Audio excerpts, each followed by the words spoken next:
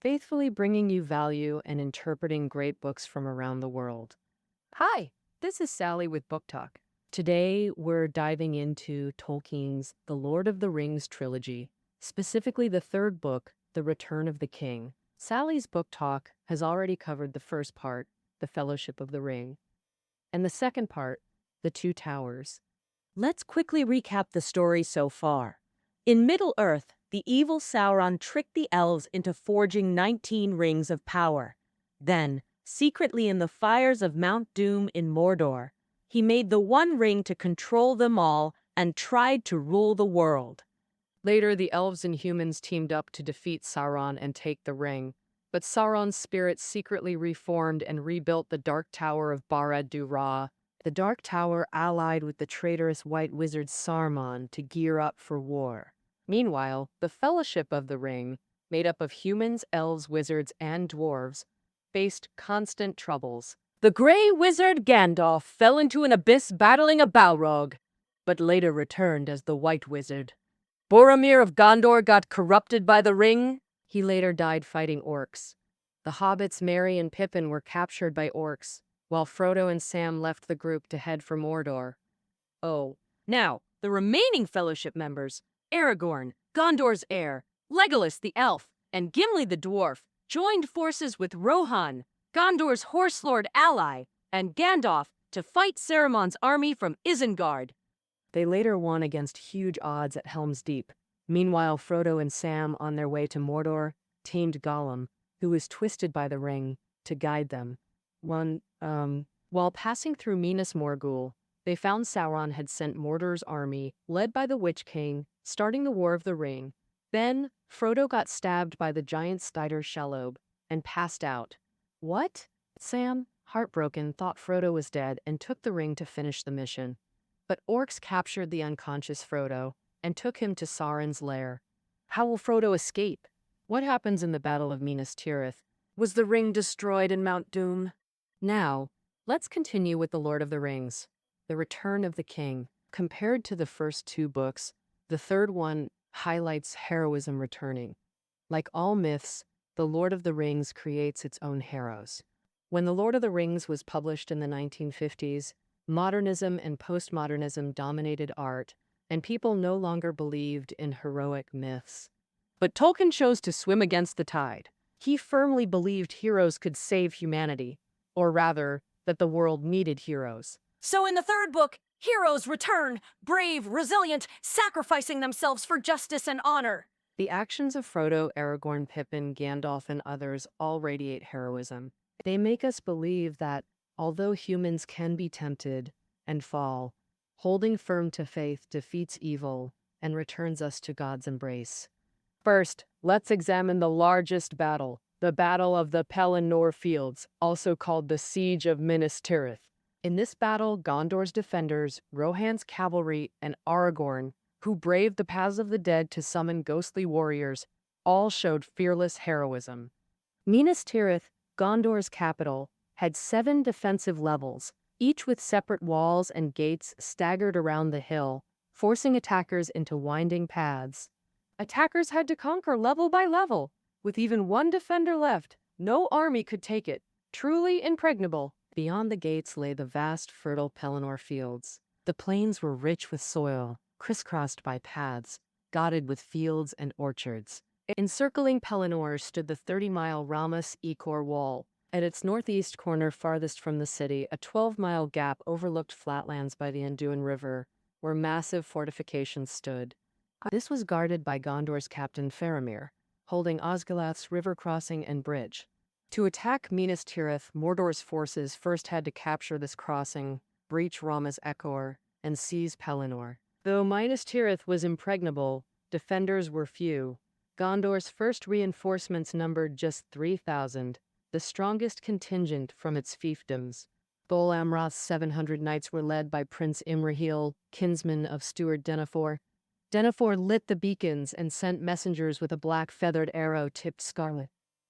This is the scarlet arrow sent in Gondor's most critical hour, as Gondor's most loyal ally, King Theoden of Rohan, personally led 6,000 troops to reinforce them upon receiving the signal. Princess Éowyn, disguised as a man, brought Merry and joined the Rohan expeditionary force. But unexpectedly, besides Mordor's forces, there was also a powerful army of the dead, occupying the paths of the dead in the mountains. The army of the dead were once mountain dwellers. As mentioned in Part 1, during the last alliance battle against Sauron, they swore allegiance to Isildur but deserted, becoming cursed souls unable to rest. Beisme. Aragorn decided to take the paths of the dead to summon the army against Sauron, following Elrond's counsel. Using Saruman's palantir, he revealed to Sauron that Isildur's heir lives, the king returns, and the reforged sword that severed Sauron's hand. Through the stone, Aragorn also learned of Mordor's southern offensive that would pin down Minas Tirith's reinforcements. Led by Aragorn, all Dunedain followed him into the haunted mountain. Aragorn, dismounted, stood by a great rock, and declared to the mountains dead, "I go now to Pelargir by the great river Anduin. Pelargir, you must follow me closely. When all Sauron's servants in this land are destroyed, I shall consider your oath fulfilled. Well, your pledge to fight Sauron for Gondor will be honored, and you shall find eternal rest." The army accepted Aragorn's leadership, emerging from the paths to join the outer battles of Minas Tirith's defense. While Aragorn's ghostly army assembled, Rohan's reinforcements were still en route. Thus, Gondor stood alone, as Mordor's forces broke through Osgiliath into Pelennor fields. Faramir was struck by a poisoned arrow during the counterattack and fell unconscious. The defense of Gondor began. Having lost their finest commander from the outset, the grim siege of Minas Tirith commenced under tight encirclement. The entire Pelennor was black with enemies surrounding the city, covering the plains like foul mold. Orcs worked like ants, digging wide trenches beyond arrow range, filling them with fire once completed. Orcs hid behind trenches in flames while massive siege engines advanced, with enemy forces pressing closer. Compared to Mordor's giant catapults and ballistae, Minas Tirith's weapons couldn't match their range or power. Tirith's defenders felt helpless, unable to stop the assault. Initially, Gondor's troops weren't scared. The first wall was tall and thick, black and smooth like Orthanc Tower, impervious to fire or steel unless uprooted. But the Witch King, cunning strategist, didn't waste ammunition on indestructible walls. Instead, he launched countless projectiles skyward with giant catapults. Many projectiles cleared the walls, raining down on the first level like a storm. Others exploded midair into fireballs before hitting the ground. Soon the city became an inferno. Every spare hand was pulled to fight fires. Amid this chaos, a more terrifying barrage hit streets behind the gates. Not bullets, but battered heads of fallen Gondor soldiers, with the first level burning and commanders wounded. Seeing their comrades' heads, Minas Tirith's defenders sank into despair. Suddenly, Gandalf on Shadowfax appeared, taking command. Spirits lifted instantly as men rallied. Gandalf patrolled ceaselessly between citadel and walls, north to south. Inspecting every wall section, Prince Imrahil of Dol Amroth shone in bright armor, ever at his side, since midnight the assault hadn't ceased. Enemies threw their finest troops against the main gate. Though steel reinforced and guarded by towers, it remained the weakest point. Orcs brought Grond, a colossal battering ram, toward the gate. Long as ancient trees, its head shaped like a roaring wolf, swinging on chains dark with sorcery as it advanced. The Witch King drew his sword, shouted Olog high, and hurled Grond at the gate with monstrous strength. It struck dead center, a thunderous boom echoing through the city. But the pure iron gate and steel pillars withstood the impact. The Witch King shouted thrice more. The massive ram swung 3 times, finally blasting Gondor's gate to splinters in white light. The Witch King strode in unchallenged, as if none were there. His immense form swept through, guards scattering. Minas Tirith had fallen. At this critical moment, Rohan's reinforcements finally arrived, silently gathering on Gondor's plains to strike Mordor's death blow. The wind rose. Dawn approached with a southern sea breeze. Then Rohan's horn sounded. Orderly cavalry charged like a tide toward the enemy. King Theoden led the charge. Near the walls, Rohan's cavalry fought fiercely. destroying siege engines and driving Mordor's troops into flaming trenches. Within hours, most of Pelennor Fields was reclaimed, enemy camps ablaze, orcs fled like hunted prey. Rohan's riders cut through them, yet the gate and far plains remained held. Mounted on his beast, the Witch King struck down Theoden. The king fell. Then Princess Eowyn stood bravely before Theoden. The Witch King boasted, "No man can kill me!" Eowyn tore off her helm, golden hair cascading, declaring, "I am no man," a play on words. The Witch King meant no human could kill him, but man refers to both humanity and males. Thus Eowyn revealed herself as a woman, saying men cannot defeat you, but she, a woman, would take his life. Sword in hand, swift decisive action, the beast flapped its wings, leaping skyward before diving at Eowyn, screeching, pecking, clawing. In a flash she swung her sword, cleanly severing its neck. The grotesque head tumbled. The Witch King, he emerged from the beast's mangled flesh and instantly swung his massive mace at Eowyn without mercy. Eowyn's shield cracked under the blow, her arms snapping instantly. Staggering, she fell to her knees as the Witch King advanced, eyes glowing coldly, ready for the killing strike. At that critical moment, Merry suddenly stabbed the Witch King from behind. The Witch King howled in agony, collapsing as his mace slammed to the ground. Then Eowyn summoned her last strength to stab the Witch King, her sword exploding into fragments. His crown clattered to the ground. Astonishingly, the cloak and armor were empty inside. Thus the Witch King vanished from the Third Age. Though the Witch King was slain, a lieutenant from Minas Morgul took command. He deployed Mordor's reserve forces onto the battlefield. Theoden's death and Eowyn's injury drove Eomer mad with grief. He rallied all riders, sounding horns, shouting the charge. His anguished cry echoed, "Better to fight and perish! Ride now to the world's ending!" Rohan's cavalry roared, fight as one, a dark flood charging past their fallen king into enemy ranks. At that moment, all Gondor's warriors surged from the city. Dol Amroth's Swan Knights led, cutting down foes without mercy. Before the gate, a black fleet appeared on the river Anduin. It was Aragorn, Legolas, Gimli, and southern armies. Aragorn had reached Peligor via the Pass of the Dead. The Dead army had annihilated the corsairs of Umbar. Aragorn declared to the dead, "Your oath is fulfilled. The curse is lifted. They vanished, souls finally at peace." Then Aragorn led the Dunedain through the paths, commandeering corsair ships to sail for Gondor. His flagship unfurled a banner with Gondor's white tree, but around the white tree were 7 stars, crowned above, Elendil's standard, unseen for centuries, marking Isildur's heir. Aragorn arrived in Gondor with the sea breeze, filling the riders with joy. The city's panicked horns and bells turned to triumphant symphony, as reinforcements surged from Harland Harbor, sweeping toward enemies like a gale, Aragorn leading the charge. Woo! He wielded Underl, the reforged sword shining brighter than ever. Finally, as the sun set, the Battle of Pelennor Fields ended. Enemies within Ramasekor annihilated. Only a handful fled to Morgul or Mordor. A Pyrrhic victory with heavy losses. Faramir lay gravely wounded in Gondor. His father, Steward Denethor, refused treatment, weeping helplessly over him. Denethor resented being merely steward, craving Gondor's throne and the ring's power. As his realm crumbled, frequent Palantir use let Sauron deceive him. Fear and despair consumed his last rationality. He tried to burn himself and unconscious Faramir alive! Gandalf saved Faramir just in time. Feverish Faramir, dying Eowyn, and Merry were healed by Aragorn's herbs. Pulled from darkness, Denethor perished in flames. Theoden of Rohan fell.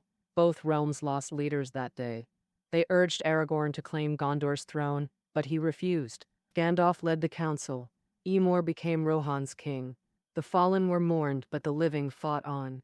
Gandalf, Aragorn, Imrahil, and Elrond's sons held a crucial war council. They'd march on Mordor with just 7,000 troops, a suicidal move against its impregnable defenses. Yet they had no choice but to risk everything. Their mission: divert Sauron's attention, drawing orc armies away from Frodo's path to Mount Doom. The host raced through Gondor's ruins, crossing the great river.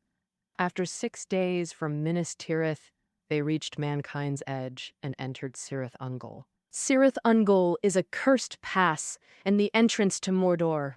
Beyond it, Mordor built a wall spanning cliffs with a single massive iron gate. The Black Gate patrolled day and night.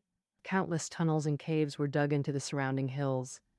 Hordes of orcs lived there, ready to answer Sauron's call to arms. Gandalf demanded the Black Gate open. Sauron's mouth, a lieutenant from Barad-dûr, emerged holding Frodo's mithril mail and sword, threatening surrender. But Aragorn's fury terrified him. He screamed, turned, leaped onto his horse, and fled back through the gate. Then orc soldiers blew horns, Sauron's trap. It truly began. Near my lands swarmed with enemies 10 times their number. Outnumbered, Middle-earth's only hope rested on Frodo and Sam. If they destroyed the ring in time, Sauron would vanish and Mordor's armies dissolve. But Gandalf's company didn't know Frodo was stung by Shelob and held captive by orcs. Luckily, Sam took the ring first. Had orcs seized it, Middle-earth would have fallen. In crisis, Gondor's expeditionary force acted though few. Gandalf was Sauron's nemesis. Aragorn and Eomer were mighty commanders whose reputations unnerved Sauron. Their seemingly suicidal attack deeply troubled Sauron. Now, Sauron frantically rallied troops to counter the assault. Countless orcs assembled on Gorgoroth Plain between Frodo and Mount Doom, marching toward the Black Gate. While Sam rescued Frodo from captivity, they stole orc armor and blended into Sauron's marching troops. With battle urgent, Sauron accelerated troop movements. When units converged, each rushed to enter the gate first, causing chaos. Sam and Frodo seized the chance to flee, beginning the final trek to Mount Doom. While expedition leaders entered Mordor, Frodo and Sam faced utter despair. No food, no clean drinking water. Worst of all, the air is filled with a foul stench. Breathing is painful and difficult. Their steps are unsteady, often falling to the ground, but they must persevere and stagger forward.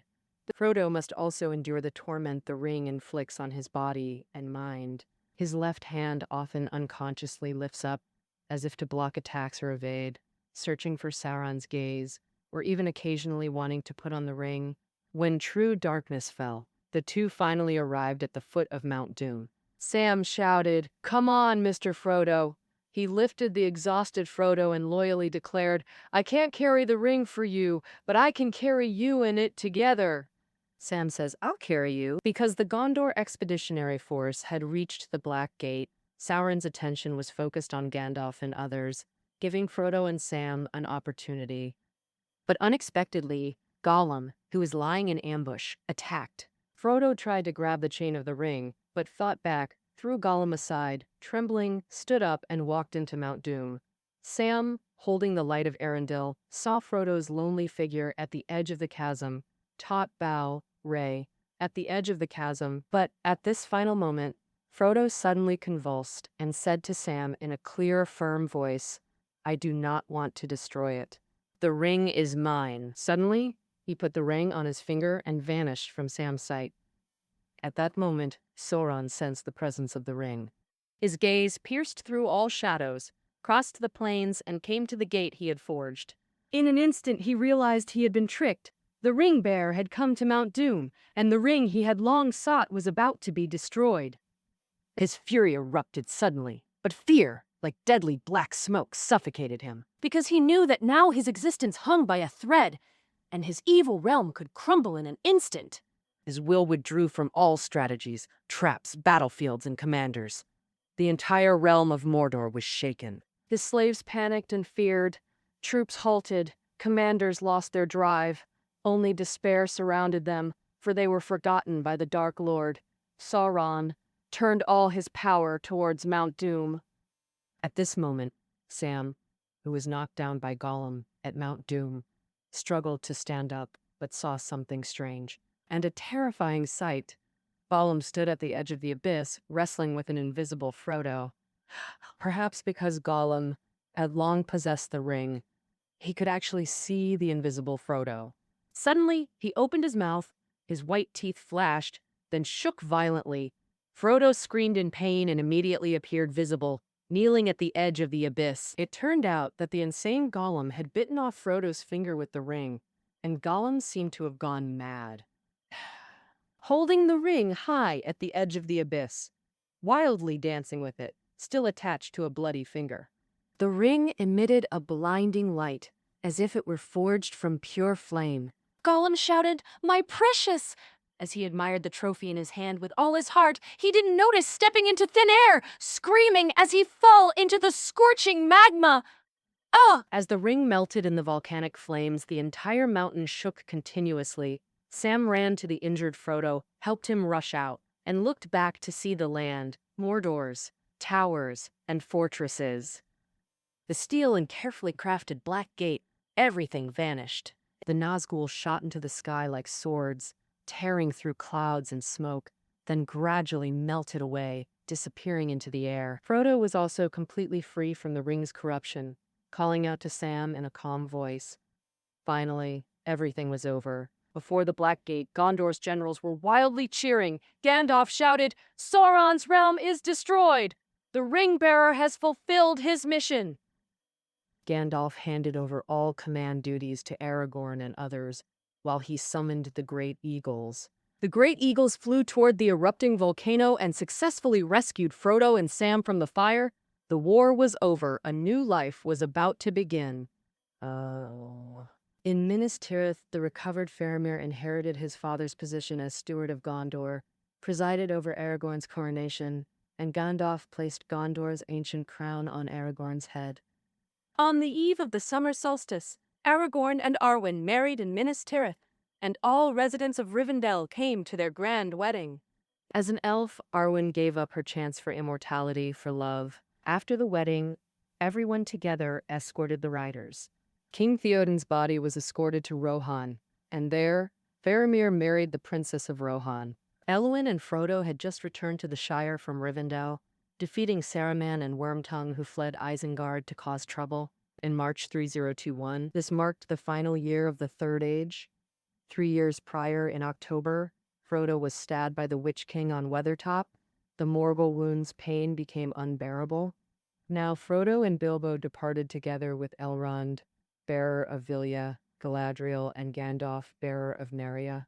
They sailed from the Grey Havens, where Círdan, the ancient shipwright, awaited their white ship. Quote, "Thus elves and ring-bearers left Middle-earth. The ring's tale ended, the Third Age closed, and the Age of Men began. The Three Rings' power faded. Their stories and songs reached conclusion. Middle-earth entered the Fourth Age of human dominion. Ancient races faded into history or departed. Now let's explore the Fellowship's fates. In year 60 of the Fourth Age, Sam sailed west after his wife's death. Year 64, Merry and Pippin came to Gondor from the Shire, buried in royal tombs after death. Year 1199, Aragorn died aged 210 beside his departed queen. After Merry and Pippin's funeral, Legolas and Gimli sailed west, Gimli becoming the only dwarf to reach Aman. Thus, the Fellowship's mission in Middle-earth concluded. Well, this summarizes the Lord of the Rings trilogy. Finally, let's discuss what reading this novel offers us. When Tolkien began the trilogy, Middle-earth's lore had existed for 20 years. With over 300 named characters and locations, every corner holds legends and backstories. Understanding Middle-earth's history and lineages requires careful rereading. Tolkien appended 6 appendices: myths, histories, timelines, genealogies, linguistic studies, building Middle-earth's foundation. When Frodo and Sam left the Shire, they awakened ancient racial histories. The mines of Moria hold memories of the underground war between orcs and dwarves. Elves and dwarves also have new grudges and old hatreds. The whole world is scattered with ancient hills, shattered castles, and monuments of the forgotten. All of this sparks readers' desire to delve deeper. In other words, Tolkien didn't just create the Lord of the Rings. He created the entire Middle-earth. The Lord of the Rings set against Middle-earth's backdrop. Though completed around 211, Tolkien's devout Catholicism imbued the story's design, narrative, techniques, and conflicts with biblical imprints. The narrative follows the U-shaped pattern common in biblical stories. This was proposed by Canadian literary theorist Northrop Frye. In this pattern, the narrative subject begins in peaceful happiness. As the story progresses, happiness shatters, disaster strikes, and through struggle or aid, peace is restored. The journeys of Frodo, Gandalf, and Aragorn all follow this U-pattern. Take Frodo. His carefree Shire life is interrupted by the ring, forcing him to bear the burden of destroying it. He endures external dangers and inner conflicts. At the climax, he nearly abandons the quest, but Gollum bites off his finger and falls into the fire, achieving the perfect ending. The U-pattern is key to understanding the story's view of good and evil. European literature holds two views on good and evil. Manichaean dualism sees good and evil as equal prime movers, but Tolkien avoids this binary conflict. Tolkien embraced Augustine's view: good is the independent prime force, evil is secondary and parasitic. Tolkien said, "In my story, I don't deal in absolute evil. I don't think it exists. It would be nothingness. Thus, supreme evil in the book is void. The ring wraiths are formless emptiness." Since nothing in this world is absolutely evil, where does evil come from? In the novel, we see evil stems from excessive desire, like humanity's greatness and pride, which ultimately prove their greatest weakness. Human heroes were lured by Sauron. They fell into darkness, becoming ring wraiths, Sauron's slaves. Thus, all evil in the story originates from excessive desire. Like Saruman turning Isengard into an arms factory for war and wantonly cutting Fangorn Forest, provoking the Ents to join battle, Sauron opposes humans and elves because of his desire to rule Middle-earth. How to seek redemption in a world suffering from desire. This is Tolkien's central theme for The Lord of the Rings. According to Christian doctrine, original sin arises from human autonomy and presumption. How to seek redemption in this world of desire is every person's challenge. The ring itself symbolizes desire. Throughout the journey, it repeatedly awakens guilt in the soul. Frodo must continually repent, pressing forward with greater resolve for good until the ring is destroyed and desire's sin cleansed. To stop Sauron from overthrowing Middle-earth, to save himself, his people, and all living beings, Frodo chooses the quest to destroy the ring. To resist the Dark Force's invasion, humans, elves, and Ents unite against Sauron.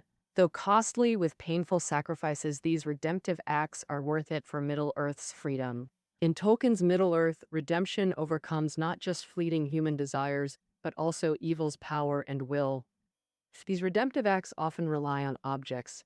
Since Plato, rings in Western culture have symbolized domination and control. Tolkien imbued the ring with his imagination, creating an image of total domination, symbolizing desire's burden. Swords are the most described weapons, constantly showcasing chivalric virtues: courage, honor, loyalty. Frodo's sting detects orcs, Gandalf wields Glamdring, and most famously, Narsil, the sword that was broken. It severed Sauron's finger and reforged became the symbol of Gondor's royal restoration. Tolkien also crafted the modern wizard archetype: Gandalf's tall hat, long beard, and ever-present staff. Wizards bridge gods and men. Gandalf is a Maya sent by the Valar to Middle-earth, taking human form to guide humanity through darkness, revealing our psychological yearning for magic.